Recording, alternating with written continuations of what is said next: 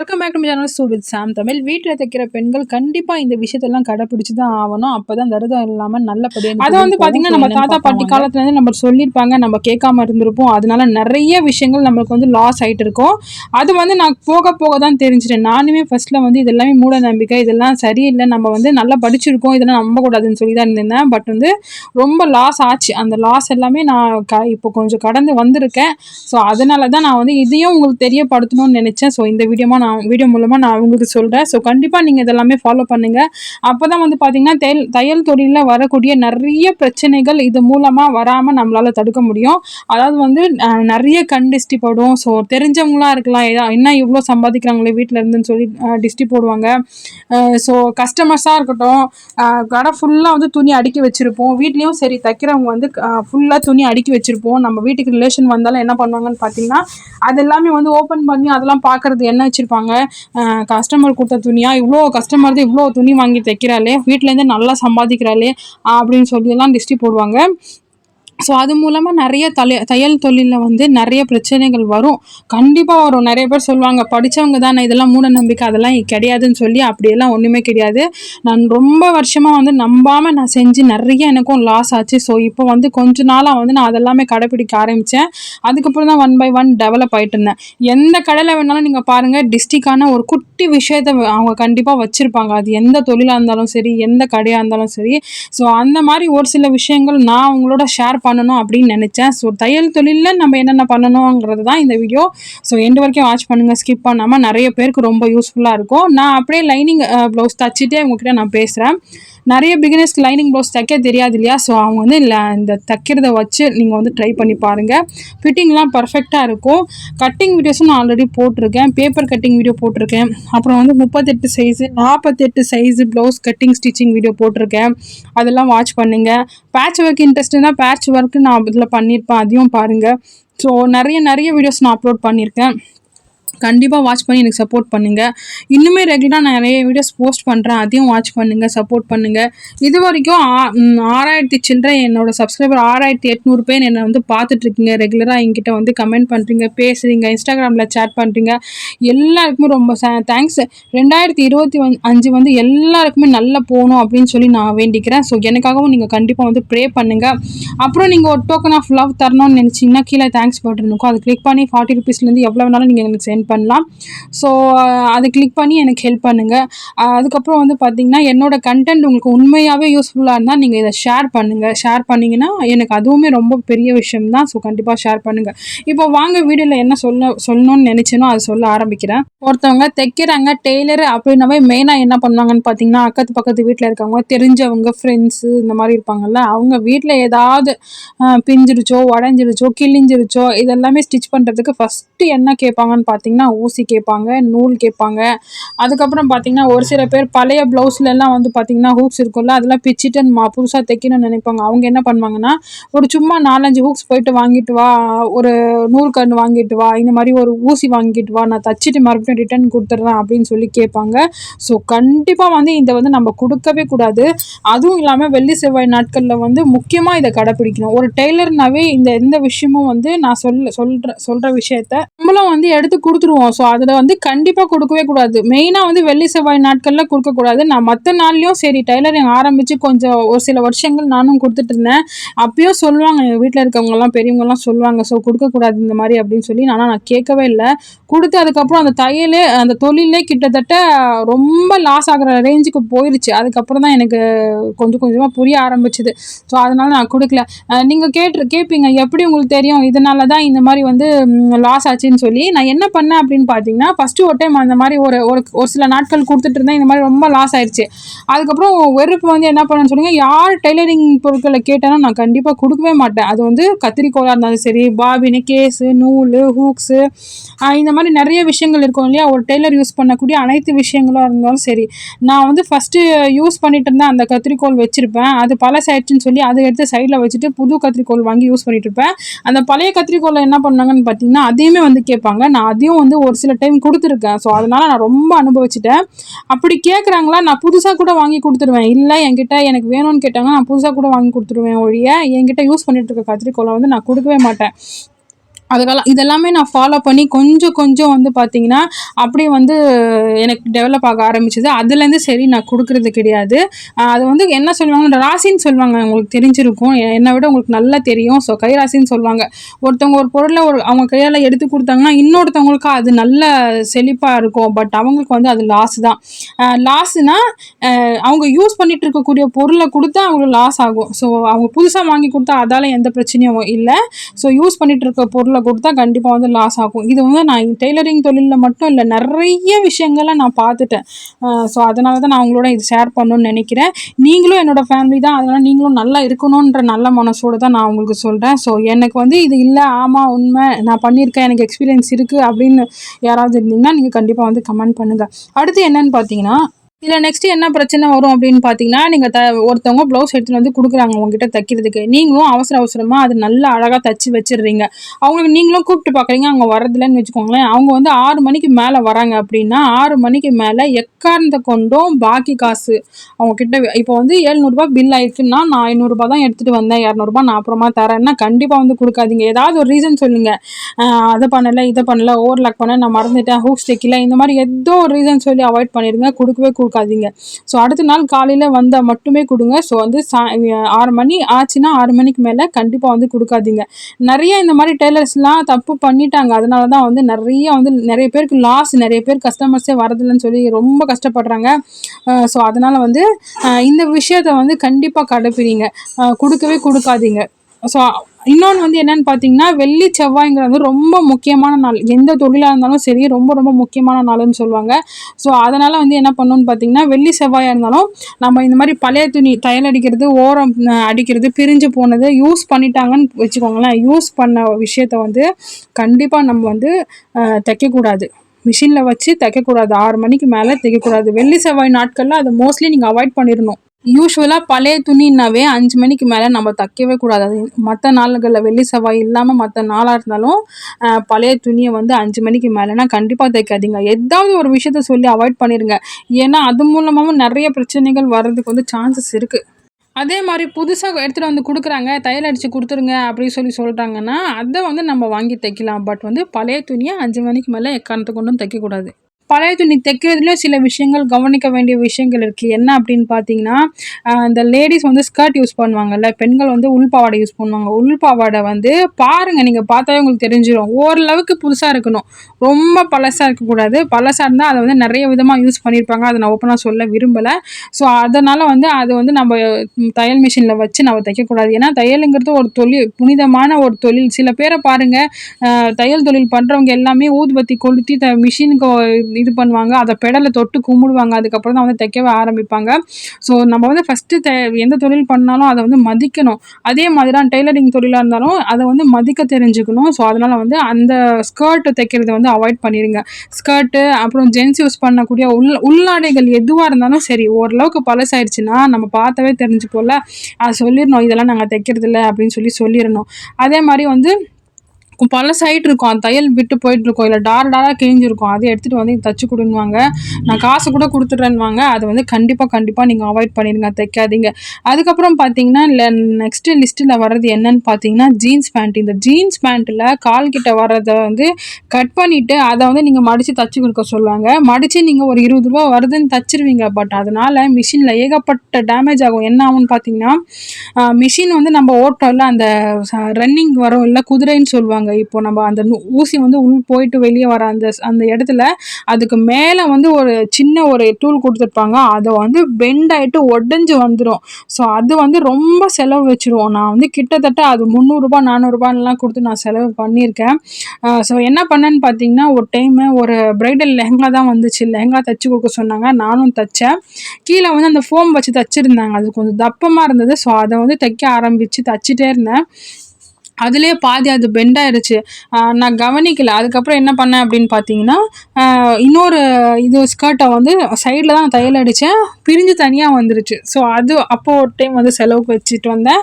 அதுக்கப்புறம் பார்த்தீங்கன்னா, ஒருத்தவங்க 5 ஜீன்ஸ் பேண்ட்டு கொடுத்துட்டு கீழே கட் பண்ணி அதை தைக்க சொன்னாங்க. ஸோ நானுமே அதை வாங்கி ஆசைப்பட்டு ரூ. 20 வருதுன்னு சொல்லி தையல் போட்டேன் பாருங்கள். அது கரெக்டாக அந்த தப்பமாக இருக்கிற இடத்துல வந்து இறங்குறப்போ பட்டுன்னு ஒரு சவுண்டு. என்னன்னு பார்த்தா உள்ளே இருக்கிறது வந்து அப்படியே உடஞ்சி தனியாக கையில் மாடலில் வந்துருச்சு. ஸோ நம்ம யூஸ் பண்ணக்கூடிய மிஷின்லாம் பார்த்தீங்கன்னா கிட்டத்தட்ட 20,000 30,000 மேலே தான் யூஸ் பண்ணுறோம். ஸோ அந்த மாதிரி டேமேஜ் ஆச்சுன்னா அது செலவுமே செம்மையாக வைக்கும். ஒன்ஸ் ஒரு பொருள் போயிடுச்சுன்னு வச்சுக்கோங்களேன், நிறைய அதில் பிரச்சனை வந்துகிட்டே இருக்கும். ஸோ அதனால் நம்ம யூஸ் பண்ணுறது வந்து சேஃபாக நம்ம யூஸ் பண்ணிட்டு போகணும், எந்தவித டேமேஜும் இல்லாமல். நார்மலாக வந்து பார்த்திங்கன்னா யார்கிட்ட நம்ம காசு கடன் கேட்குற பொழுதோ அப்படிலாம் என்ன பண்ணுவாங்கன்னு பார்த்தீங்கன்னா, வெள்ளி செவ்வாய்க்கிழமை கண்டிப்பாக கொடுக்க மாட்டாங்க. அதே மாதிரி தான் நம்மளும் வந்து தச்சு முடிச்சு அந்த வர்ற காசை நம்ம வச்சுருப்போம். யாராவது வந்து எமர்ஜென்சின்னு கேட்பாங்க, அப்பயுமே நம்ம வெள்ளி செவ்வாய் நாட்களில் கைமாறாக வந்து கொடுக்கக்கூடாது. ஸோ அதனால் வந்து நான் எனக்கும் அந்த மாதிரி நடந்திருக்கு பர்சனலாக. ஸோ அதுதான் நான் உங்களோட ஷேர் பண்ணணும்னு நினச்சேன். அதுக்கப்புறம் பார்த்தீங்கன்னா, நான் ஏன் வந்து ஊசி, நூல், இந்த மாதிரி கத்திரிக்கோல், பட்டன்ஸு இந்த மாதிரிலாம் கொடுக்கக்கூடாது வெள்ளி செவ்வாய் நாட்களில் அப்படின்னு சொன்னேன்னு பார்த்தீங்கன்னா, நம்மளுக்கு வந்து டெய்லரிங் தொழில் தான் நம்மளுக்கு லைஃப்னு ஆயிடுச்சு. ஸோ அந்த தொழிலை நம்ம தெய்வமாக மதிக்கிறோம் அப்படிங்கிறப்ப நம்மளை தேடி வர லக்ஷ்மின்றதுனால நம்ம வந்து அதை மற்றவங்களோட ஷேர் பண்ணுற மாதிரி ஆயிடும். ஸோ அதனால் அதை வந்து கண்டிப்பாக கொடுக்கக்கூடாது. என்ன பண்ணுவாங்கன்னு பார்த்தீங்கன்னா, நான் காசு கூட குடுத்துடுறேன். நீங்க வந்து எனக்கு இந்த நூல் மட்டும் குடுங்க, இது மட்டும் குடுங்கன்னு சொல்லி ரொம்ப கெஞ்சுவாங்க. ஸோ அப்படியே நீங்க வந்து கண்டிப்பா பண்ணக்கூடாது. சரி, நீங்க கேட்பீங்க, ஒரு சில பேர் என்ன கேட்பீங்க அப்படின்னு பார்த்தீங்கன்னா, அதே தொழிலா வச்சு, அதே கடையா வச்சு பண்றாங்க. அதே தொழிலுங்கிறப்ப அவங்களுக்கு வந்து எப்படின்னு சொல்லி கேட்பீங்க. ஸோ அவங்களுக்கு வந்து அவங்க அதை தான் தெய்வமா மதிச்சு செய்றாங்க. ஸோ அதனால அவங்களுக்கு ஒரு பிரச்சனையும் வராது. பட் நம்ம வந்து வேற நம்ம தைக்கிற தொழில் பண்றதுனால நம்மளுக்கு வந்து கண்டிப்பா வந்து இது மாதிரி பிரச்சனைகள் வரும். ஸோ அதனால வந்து கண்டிப்பா குடுத்துறாதீங்க. நீங்க ஓப்பனா சொல்லிடுங்க. இல்லைங்க, நான் வந்து யாருக்கும் தரதில்ல. நான் என்னோட மிஷினுக்கு யூஸ் பண்ற பொருட்கள் எதுவா இருந்தாலும் நான் தரதில்ல அப்படின்னு சொல்லிருங்க. ஒண்ணும் பிரச்சனை கிடையாது. என்ன கோச்சிட்டு போவாங்களா? மறுபடியும் அவங்க நம்மகிட்ட தான் வரப்போறாங்க, பேச போறாங்க, அவ்வளோதான். ஸோ நீங்க வந்து எதுவா இருந்தாலும் ஓப்பனா பேசுங்க. சொல்லிருங்க.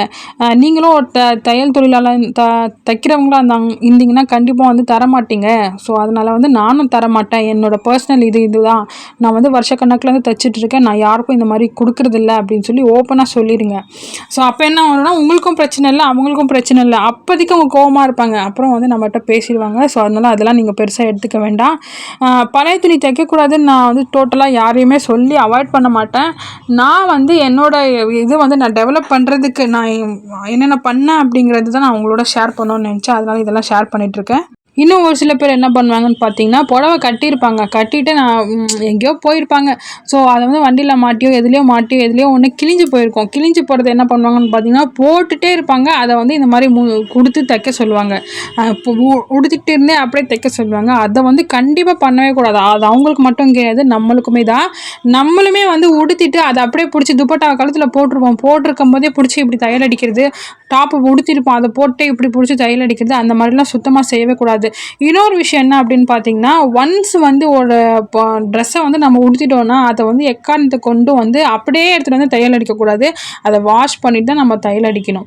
அது புது துணினாலும் சரி, பழைய துணியாக இருந்தாலும் சரி, உடம்புல ஒன்ஸ் பட்டுருச்சுன்னா அதை வாஷ் பண்ணிட்டு தான் நம்ம வந்து தையல் அடிக்கணும். இது எல்லாமே வந்து டெய்லர்ஸ் வந்து கண்டிப்பாக கடைப்பிடிப்பாங்க. நீங்கள் கடையில் கூட போய் பாருங்கள், பார்த்த உடனே அவங்க கரெக்டாக சொல்லிடுவாங்க. ஸோ இல்லைங்க, நான் இதெல்லாம் தைக்க மாட்டேன் அப்படின்னு சொல்லி தைக்கிறதில்லன்னு சொல்லிடுவாங்க. பழைய துணி சுத்தமாக தைக்க மாட்டாங்க டெய்லர் கடைகளெல்லாம். என்ன ரீசன் பார்த்தீங்கன்னா, இதனால தான். என்னைக்காவது நீங்கள் கேள்விப்பட்டிருக்கீங்களா, தையல் கடையில் வந்து துணியெல்லாம் வரல, லாஸ் ஆயிடுச்சு, மூடிட்டாங்க, எடுத்துட்டாங்கன்னு சொல்லி தையல் தொழிலாளி மட்டும் எப்போவுமே சரி லாஸ் ஆயிடுச்சுன்னு சொல்லி மூடினதா சரித்திரமே கிடையாது. பர்சனலி வந்து ஹார்ட் ஒர்க் பண்ணாமல் இருந்திருப்பாங்க. அதனால வந்து அது லாஸ் ஆகிருக்குமே ஒழிய, துணி வரலைங்கிற ரீசனில் லாஸ் ஆகிட்டு மூடிட்டாங்கன்றது வந்து ஒரு ரீசனாக இருக்கவே இருக்காது. முதல்ல நம்ம செய்கிற தொழிலை நம்ம வந்து மதிக்கணும். ஸோ அதுக்கப்புறம் தான் மற்றவங்க மதிப்பாங்க. ஸோ அது நம்ம மதிக்கணும்னா இந்த விஷயங்கள்லாம் கண்டிப்பாக கடைப்பிடிச்சாகணும். மெயினாக வெள்ளி செவ்வாய் நாட்களில் வந்து துணி வாங்க வந்தாங்கன்னா கண்டிப்பாக வந்து ஓப்பனாக சொல்லிடுங்க. இந்த மாதிரி வந்து பாக்கி கடன்லாம் நான் கொடுக்குறது கிடையாது, உங்ககிட்ட கையில் காசு இருந்துச்சுன்னா வாங்கிட்டு போங்க, அப்படி இல்லைன்னா நீங்கள் நாளைக்கு கூட வந்து வாங்கிக்கோங்க அப்படின்னு ஓப்பனாக சொல்லிடுங்க. அவங்க பிரச்சனை ஏதோ ஒன்று ரெடி பண்ணி கொடுத்துருவாங்க. அவங்க ரொம்ப முக்கியம் தேவை தான் அப்படின்னா அவங்க ரெடி பண்ணி கொடுத்துருவாங்க. ஒரு சில கஸ்டமர் வந்து மூஞ்சில் அடிச்ச மாதிரி பேசிடுவாங்க. வரவே கூடாது, வரவே வேணாம், அதை பற்றியும் நீங்கள் வருத்தப்பட தேவையில்லை. நீங்கள் ரிட்டர்ன் பண்ணிடுங்க, ஒன்றும் பிரச்சனை கிடையாது. நீங்கள் வராதிங்க, ஆனால் நாளைக்கு வந்து வாங்கிட்டு போங்க, இப்போ நான் எக்காரணத்தை கொண்டு கொடுக்க மாட்டேன்னு சொல்லி நீங்கள் சொல்லிடுங்க ஓப்பனாக. ஸோ இந்த விஷயத்த நீங்கள் வந்து மெயினாக கடைப்பிடிச்சிங்கன்னா உங்களுக்கு வரக்கூடிய லாஸஸ் வந்து வராமல் ஒரு சில விஷயத்தில் வந்து அவாய்ட் பண்ண முடியும். தையல் தொழிலுக்கும் நேரம் காலம் அப்படின்னு இருக்குது. ஸோ கண்டிப்பாக வந்து அந்த நேர காலத்தை வந்து கடைப்பிடிங்க. இன்னொரு விஷயம், ரொம்ப முக்கியமான விஷயம் என்ன அப்படின்னு பார்த்தீங்கன்னா, நம்ம நல்லா தெரிஞ்சவங்க இருப்பாங்க, ரொம்ப தெரிஞ்சவங்க, ரொம்ப க்ளோஸ் அப்படின்னு சொல்லி நம்ம என்ன பண்ணுவோம்னு பார்த்தீங்கன்னா, தொழிலை மதிக்காமல் தச்சு கொடுத்துருவோம். எவ்வளோ நேரம் ஆனாலும் நம்ம வந்து உட்காந்து மெனக்கெட்டு தச்சு கொடுத்துருவோம். அவங்க என்ன பண்ணுவாங்கன்னு பார்த்தீங்கன்னா, நோகாமல் வாங்கிட்டு ரூபா கூட கொடுக்காம போயிடுவாங்க. ஸோ கண்டிப்பாக அந்த மாதிரி இருக்கவங்களாம் வந்து அவாய்ட் பண்ணிடுங்க. நீங்கள் சும்மாவே இருந்தீங்கன்னா கூட சொல்லிடுங்க, இல்லைங்க எனக்கு வேலை இருக்குது, நான் கொஞ்சம் பிஸியாக இருக்கேன், வச்சுட்டு போங்க, நான் தச்சு கொடுக்குறேன் அப்படி சொல்லிடுங்க. காசும் சொல்லிடுங்க, 20 ரூபா ஆகுது, 30 ரூபா ஆகுது, 10 ரூபா ஆகுன்னு சொல்லி. அவங்க கோவப்பட்டு நம்மகிட்ட துணி பிடுங்கிட்டு போனால் கூட சரி. எனக்கு கூட அந்த மாதிரி எக்ஸ்பீரியன்ஸ் ஆயிருக்கு. நம்ம அதை வந்து கண்டுக்கக்கூடாது. சொந்த அத்தை பொண்ணு, அத்தை பையன், மாமா பொண்ணு, மாமா பையன், இவங்க எல்லாருமே யாராக இருந்தாலும் சரி, தைச்சாங்கன்னா நம்ம வந்து மிஷினில் உட்காந்து தைச்சோன்னா கண்டிப்பாக வந்து காசு வாங்கிருங்க. ஸோ வாங்காமல் விட்டிங்கன்னா நீங்கள் வந்து உங்கள் தொழிலுக்கு மரியாதை கொடுக்கல அப்படிங்கிறது. ஸோ அதனால் வந்து வாங்கிருங்க. மற்றபடி உங்களோட பர்சனல், உங்களோட விஷயம். நான் என்னோட பெர்ஸ்பெக்டிவில் இந்த தொழிலை நான் எப்படி பார்க்குறேன், எப்படி நான் வந்து கெயின் பண்ணேன் கஸ்டமர்ஸை, எந்த மாதிரி வந்து எனக்கு பிரச்சனைகள் வந்துச்சுன்ற என்னோட எக்ஸ்பீரியன்ஸ் உங்களோட ஷேர் பண்ணோம் அப்படின்னு நினச்சேன். ஸோ அதனால தான் இதெல்லாம் நான் சொல்லிட்டு இருக்கேன். நீங்கள் செஞ்சு தான் ஆகணும்னு சொல்லி நான் வந்து யாரையும் கட்டாயப்படுத்தலை. இந்த ஆண்கள் கூட பரவாயில்ல. ஆனால் பெண்கள் நிறைய பேர் என்ன பண்ணுவாங்கன்னு பார்த்தீங்கன்னா, பழைய துணி கண்டிப்பாக வந்து கொடுப்பாங்க. நைட்டு கிழிஞ்சிருச்சு, புடவை கிழிஞ்சிச்சு, ஜாக்கெட்டில் தையல் அடிக்கணும், ஜாக்கெட்டில் ஹூக்ஸ் போயிடுச்சு, இந்த மாதிரி சொல்லி கொடுப்பாங்க பழைய துணி. அதை வாங்கிட்டு நம்ம வச்சுக்கவே கூடாது. மோஸ்ட்லி நீங்கள் வாங்குறத அவாய்ட் பண்ணிடுங்க. சப்போஸ் இல்லை வேறு வழியில் நான் வாங்கி தான் ஆகணும் அப்படிங்கிறவங்க, வாங்கி ஒரு 10 ரூபா நம்மளுக்கு வரட்டும் அப்படின்னு நினச்சி வாங்குறவங்க என்ன பண்ணணும் அப்படின்னு பார்த்தீங்கன்னா, நான் வந்து பழைய துணி வந்து பண்ணவே கூடாது. அது வந்து ரொம்ப இதுன்னெலாம் நான் சொல்ல வரல. ஏன்னா நானுமே பழைய துணி தச்சிருக்கேன் ஸ்டார்டிங்கில் எனக்கு கஸ்டமர் இல்லாதப்ப. ஸோ அதனால் நான் எதுவாக இருந்தாலும் நான் வந்து வாங்கி தப்பேன். ஒரு 10 ரூபா வருதுன்னா கூட நான் வாங்கி தச்சிருவேன். ஸோ அதனால் நான் வந்து அவங்கள இன்சல்ட் பண்ணி பேசுகிறதா இல்லை நம்ம வந்து ரொம்ப வளர்ந்துட்டோம் அப்படின்னு சொல்லி ரொம்ப தலைகணம் பிடிச்சி நம்ம இதை வந்து தைக்கக்கூடாதுன்னு நான் வந்து சொல்ல கிடையாது. அது வந்து என்னன்னு பார்த்தீங்கன்னா, நிறைய பழைய துணின்னாவே எந்த டெய்லராக இருந்தாலும் கடையில் போய் நீங்கள் கேட்டுருங்க பார்க்கலாம், தச்சு கொடுத்துட்றாங்களான்னு சொல்லி. கண்டிப்பாக வந்து தச்சு கொடுக்க மாட்டாங்க. ஸோ வாங்கினீங்கன்னா அவங்கள உட்கார வச்சு நீங்கள் சொல்லிடுங்க, இவ்வளோ காசு ஆகுதுன்னு சொல்லி. அந்த காசு அப்பயே நீங்கள் வாங்கிடுங்க. இல்லைங்க இப்போ இல்லை, நான் நாளைக்கு தரேன், நாளைக்கு மறுநாள் வரேன்னா என்ன பண்ணுங்கன்னா, அது துணி அவங்க கையில் கொடுத்து அனுப்பிச்சிருங்க. நீங்கள் நாளைக்கு வரும்போது எடுத்துகிட்டு வாங்க, நான் தச்சு கொடுக்குறேன் அப்படின்னு சொல்லி கொடுத்து அனுப்பிச்சிருங்க. ஸோ இந்த மாதிரியெல்லாம் ஃபாலோ பண்ணிங்கன்னா நிறைய இதெல்லாம் வந்து நிறைய சொல்லுவாங்க, லக்ஷ்மி எல்லாம் வெளியே போயிடும், நம்மளுக்கு வந்து காசு வராது, தொழில் வந்து ரொம்ப முடக்கமாயிரும் அப்படின்னு சொல்லி சொல்லுவாங்க. ஸோ அதெல்லாம் வந்து இல்லாமல் நம்மளோட தொழிலை நம்ம மதித்து நம்ம வந்து பண்ணுற மாதிரி ஒரு இது இருக்கும். ஸோ அதனால் இதை வந்து கண்டிப்பாக ஃபாலோ பண்ணுங்கள்.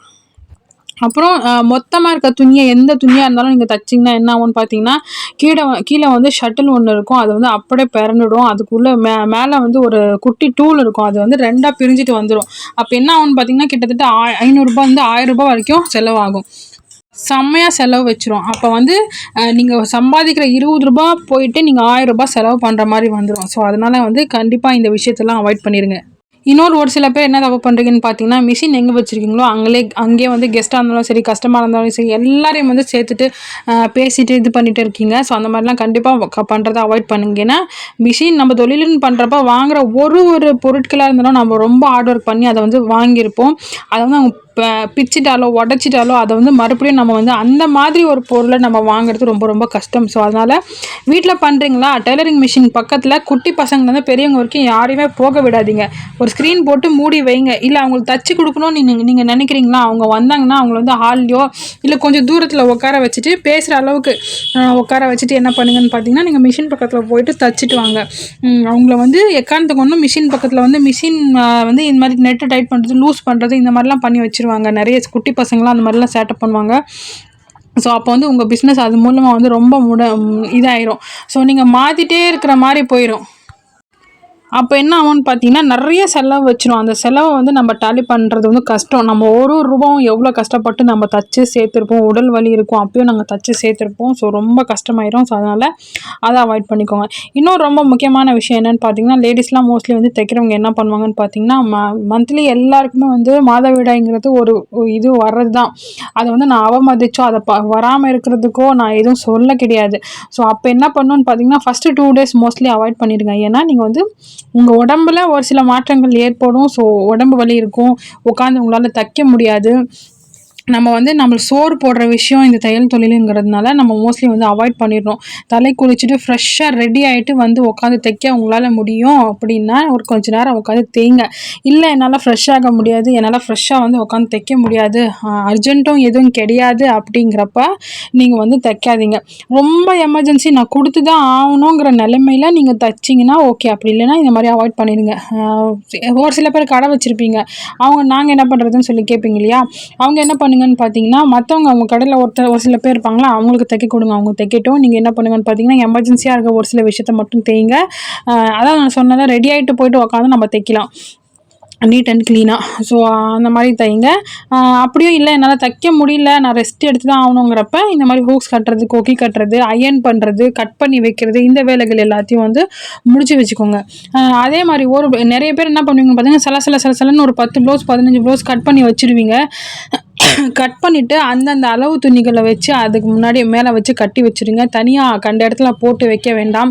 அந்த மாதிரி போட்டு வைக்கிறதுனாலையும் ஒரு சோம்பேறித்தனம் வந்துடும், பண்ணணுங்கிற இன்ட்ரெஸ்ட் போயிடும். ஸோ அதனால் அது வந்து அந்த மாதிரி போடாதீங்க, மோஸ்ட்லி அவாய்ட் பண்ணிடுங்க. கட் பண்ணிட்டீங்கன்னா கண்டிப்பாக வந்து இன்றைக்கி இது முடிச்சே ஆகணும்னு சொல்லி முடிச்சிடுங்க முடிஞ்ச அளவுக்கு. அதே மாதிரி என்ன பண்ணணும்னு பார்த்தீங்கன்னா, நிறைய பேர் டெய்லரிங் மிஷின் ஒரு 3-4 மிஷின் வச்சிருப்பாங்க வீட்டில். இல்லை அட்லீஸ்ட் ஒரு 2 மிஷினாவது வச்சிருப்பாங்க. எல்லாத்தையும் என்ன பண்ணணும்னு பார்த்தீங்கன்னா, காலையில் வந்தவொடனே நல்லா நீட் அண்ட் க்ளீனாக தொடச்சிடணும். தொடச்சிட்டு ஃபஸ்ட்டு வந்து ஆயில் விட்டு வைங்க. பழைய மிஷின்லாம் பார்த்தீங்கன்னா, நம்ம யூஸ் பண்ணிட்டு இருந்த அந்த மிஷின்லாம் ஆயில் விட்டு நம்ம நல்லா நீட் அண்ட் க்ளீன் எப்போ பார்க்குறப்பையும் அது மேலே ஒரு சில கொஞ்சம் கூட டஸ்ட் இருக்கக்கூடாது, ஒட்டடை இருக்கக்கூடாது. மெயினாக மிஷின்லேயும் ஒட்டடை இருக்கக்கூடாது, கடைக்குள்ளேயும் ஒட்டடை இருக்கக்கூடாது. நிறைய பேர் பொங்கல், தீபாவளி, ரம்ஜான், பக்ரீத் இந்த மாதிரி மெயினாக வர பண்டிகை அப்போ தான் என்ன பண்ணுவாங்கன்னு பார்த்தீங்கன்னா, க்ளீன் பண்ணுவாங்க, இது பண்ணுவாங்க. டைம் இல்லை தான் நான் ஒத்துக்கிறேன், இல்லைன்னு நான் சொல்லலை. பட் இருந்தாலும் அதுக்குன்னு நம்ம வந்து டைம் ஒதுக்கி ஒரு ஞாயிற்றுக்கிழமை அந்த மாதிரியோ நம்ம பார்க்குறப்ப கண்டிப்பாக வந்து அந்த டஸ்ட்டு வந்து எடுத்து தான் ஆகணும். மெயினாக மிஷினில் கொஞ்சம் கூட டஸ்ட் இருக்கக்கூடாது, ஒட்டடை இருக்கக்கூடாது. ஸோ கண்டிப்பாக இதை ஃபாலோ பண்ணிங்கன்னா நிறைய வந்து பிஸ்னஸ் வந்து டெவலப் ஆகும். ஸோ கண்டிப்பாக சான்சஸ் இருக்குது. நம்ம நெகட்டிவிட்டி எல்லாமே நம்ம கடையாக இருக்கட்டும், நம்ம தொழில் செய்யக்கூடிய இடமா இருக்கட்டும், முடிஞ்ச அளவுக்கு சுத்தமாக வச்சுக்கோங்க. அப்போ என்ன ஆகும்னு பார்த்தீங்கன்னா, நெகட்டிவான எந்த விஷயங்களும் வராமல் நம்மளுக்கு வந்து நிறைய பாசிட்டிவிட்டி கிடைக்கும். நம்மளுமே நம்ம நல்லா ஃப்ரெஷ்ஷாக வந்து ஒர்க் பண்ண முடியும் நம்மளாலையுமே. நிறைய மிஷினில் பிரச்சனை வருது எதனாலும் பார்த்தீங்கன்னா, நிறைய டஸ்ட் எல்லாம் போயிட்டு உள்ளே அடைக்கிறதுனால தான் நிறைய பிரச்சனை வருது. ஸோ அதெல்லாமே பார்த்தீங்கன்னா, இந்த மாதிரி நீங்கள் க்ளீனாக வைக்கிறது மூலமாக அது எல்லாமே உங்களால் அவாய்ட் பண்ண முடியும். ஸோ நிறைய நல்ல லைஃப் வரும், பார்க்கறதுக்கு நீட் அண்ட் க்ளீனாக இருக்கும். லைஃப் டைமுக்கு நீங்கள் அதை எப்படி புதுசாக வாங்கினீங்களோ அதே மாதிரி புதுசாக இருக்கும். ஸோ அதனால் மிஷினை மெயின்டைன் பண்ணுறதை நீங்கள் கண்டிப்பாக ஃபாலோ பண்ணுங்கள். எப்படி மிஷினை நம்ம மெயின்டைன் பண்ணலான்ற வீடியோவை நான் கண்டிப்பாக உங்களுக்கு வந்து போஸ்ட் பண்ணுறேன். அதே மாதிரி என்ன பண்ணணும்னு பார்த்தீங்கன்னா, நான் இதுக்கு முன்னாடி போட்ட ஒரு விளாக்ஸ்லேயும் நான் சொல்லியிருப்பேன். எப்போயுமே வந்து நம்ம நைட் டைமில் கட் பண்ணி வச்சிடணும். காலையில் எழுந்த உடனே புது துணி தான் நம்ம மிஷினில் தைக்கணும். பழைய துணியெல்லாம் மோஸ்ட்லி வந்து அவாய்ட் பண்ணிடுங்க. ஃபஸ்ட்டு எடுத்த எடுப்புலேயே தைக்காதீங்க. எவ்வளோ எமர்ஜென்சியாக இருந்தாலும் சரி பழைய துணியை வச்சு தைக்கக்கூடாது.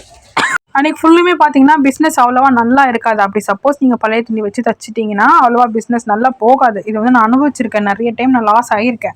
ஸோ அதனால் காலையில் எழுந்த உடனே என்ன பண்ணுங்கன்னு பார்த்தீங்கன்னா, நம்ம நைட்டு கட் பண்ணி வச்சிட்டோம்னா புது துணி தான் எப்போயுமே நம்ம காலையில் தைப்போம். எப்போயுமே ஒரு டெய்லர் முன்னாடி கட் பண்ணி ஒரு துணி வச்சுட்டாங்கன்னா எப்போ தைக்கலான்ற அதே ஒரு மைண்ட் தாட்டில் தான் அவங்க இருப்பாங்க. ஸோ அப்புறமா தைக்கலாம், அரை மணி நேரம் விட்டு தைக்கலாம், 1 மணி நேரம் விட்டு தைக்கலாம், அந்த மாதிரி இருக்கிற விஷயத்தெல்லாம் அவாய்ட் பண்ணிடுவாங்க. ஸோ அதனால் நீங்கள் கண்டிப்பாக வந்து இந்த மாதிரி புது துணி தேய்ங்க. ஸ்கூல் போகிறவங்க, காலேஜ் போகிறவங்க, ஆஃபீஸ் போகிறவங்க யார் எந்த எமர்ஜென்சியில் காலையில் பழைய துணி எடுத்துகிட்டு வந்தாலும் நீங்கள் வந்து கண்டிப்பாக அதை வாங்கி தைக்காதீங்க. வாங்கி ஒரு 10 நிமிஷம் வச்சுருங்க. 10 நிமிஷம் அவங்களும் உட்காட்ட ஒன்றும் பிரச்சனை கிடையாது. புது துணியை ஒரு கொஞ்சமாக நீங்கள் தையல் ஓட்டிட்டு தைச்சிட்டு அதுக்கப்புறம் இதை எடுத்து தேய்ங்க. தைச்சிங்கன்னா இந்த ஒரு சில விஷயங்களை நம்ம மதித்து ஃபாலோ பண்ணினா மட்டும்தான் இந்த தொழிலில் நம்ம வந்து நிற்க முடியும். அதே மாதிரி காலையில் சாயந்தரம் வந்து கண்டிப்பாக ஊதுவத்தி கொளுத்தி வைங்க. நல்ல வாசனையாக வச்சுக்கோங்க. நீங்கள் இருக்கிற இடத்த வந்து பேட் ஸ்மெல் வராமல் மெயின்டைன் பண்ணுங்கள். ஸோ அப்போ வந்து அந்த தெய்வீக கலை உங்கள் கடையிலையும் இருக்கும், அந்த தெய்வ கடாட்சம் உங்களுக்கு கிடைக்கும். ஸோ கண்டிப்பாக வந்து நெகட்டிவிட்டி எல்லாம் போயிட்டு பாசிட்டிவிட்டி நம்மளை வந்து சேரும். நம்ம வந்து நல்ல ஒரு தொழில் வந்து நம்மளுக்கு வந்து கைக்கு கிட்டும். ஸோ கண்டிப்பாக இதெல்லாம் நீங்கள் பண்ணுங்கள். நிறைய பேர் நிறைய இது விஷயமா டவுட்ஸ் கேட்டிருந்தீங்க. ஸோ அதுக்காக தான் நான் இந்த கமெண்ட்டில் இந்த வீடியோ போஸ்ட் பண்ணிகிட்ருக்கேன். நான் உங்ககிட்ட பேசிகிட்டே நிறைய இந்த மாதிரி வந்து ஓரளவுக்கு அளவுக்கு நான் ப்ளவுஸ் தச்சிட்டு வந்துட்டேன். ஸோ இதை வந்து நான் போஸ்ட் பண்ணலான்னு இருக்கேன். இந்த வீடியோ நான் போஸ்ட் பண்ணிட்டேன்னா நீங்கள் வந்து சப்போர்ட் பண்ணுங்கள். கமெண்ட்ஸில் வந்து கண்டிப்பாக உங்கள் டவுட்ஸ் கேளுங்க, நான் கிளாரிஃபை பண்ணுறேன். கட்டிங் ஸ்டிச்சிங் வீடியோஸ் நிறைய இருக்குது, அதெல்லாம் வாட்ச் பண்ணுங்கள். ஸோ ஒரு சில பேர் மூட நம்பிக்கைன்னு எடுத்துப்பீங்க, ஒரு சில பேர் நம்புவீங்க. நம்புறவங்களுக்கு கடவுள், நம்பாதவங்களுக்கு இல்லைன்னு சொல்லுவாங்க. ஸோ அதை மாதிரி நான் நம்புகிறேன் இந்த விஷயத்தெல்லாம். ஸோ அதனால தான் நான் உங்களோட ஷேர் பண்ணிட்டேன். ஸோ ஒரு சில பேருக்கு பிடிச்சிருக்கும், ஒரு சில பேருக்கு பிடிக்காமல் இருக்கும். எதுவாக இருந்தாலுமே நீங்கள் வந்து கமெண்ட்டில் எனக்கு கண்டிப்பாக வந்து சொல்லுங்கள். நான் வெயிட் பண்ணுறேன் உங்களோட ரிப்ளைக்காக. இது வரைக்கும் பொறுமையாக என்னோடய வீடியோ வாட்ச் பண்ணதுக்கு எல்லாருக்குமே ரொம்ப தேங்க்ஸ். அண்ட் அகெயின் வந்து சொல்கிறேன், 2025 எல்லாரோட லைஃப்லேயும் இருக்கக்கூடிய எல்லா கஷ்டமும் நீங்கி நல்லபடியாக போகணும். 2025 எல்லாருக்குமே ஒரு பாசிட்டிவான இயராக இருக்கணும் அப்படின்னு சொல்லி நான் வேண்டிக்கிறேன். நீங்கள் நினைச்சது எல்லாமே கண்டிப்பாக நடக்கணும்னு சொல்லி நான் வேண்டிக்கிறேன். எனக்காகவும் நீங்கள் வேண்டிக்கோங்க. So thank you. அடுத்த வீடியோவில் பார்க்கலாம்.